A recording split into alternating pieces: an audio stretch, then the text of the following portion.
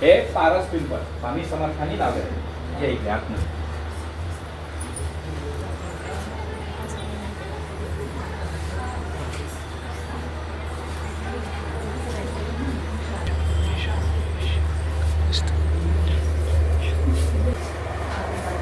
ही जी पिंड आहे आतमध्ये ही पिंड महाशिवरात्रीला पिंडर मारते. ही पिंड नव्हती, हे मंदिर नव्हतं, हे मंदिर नव्हतं, ती पिंड नव्हती, तो होता पाणीच पाणी.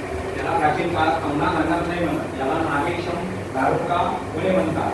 इतर देवाच्या पिंडमध्ये पिंड नसल्याचं पर्वत होता, त्या पर्वताचं नाव होतं मंदार पर्वत. इथे समुद्र मंथन झाले, इथे 14 रत्न निघाले, त्याच्यामध्ये विष निघालं. विष कोणीही प्राशन करायला तयार नाही म्हणून स्वतः शंकराने विष प्राशन केलं. प्राशन करून एक जो मधला कंठ निळा झाला. इकडा भाग गोरा आहे, तिकडा भाग गोरा आहे, हा एवढाच भाग आहे तो निळा झाला. हे मग याला वरदान दिलं, तुम्ही महाशिवरात्रीला तिळघर वाटसाल. तर ही पिंड जेव्हा समुद्रातून निघाली होती तेव्हा छोटी होती, मग ही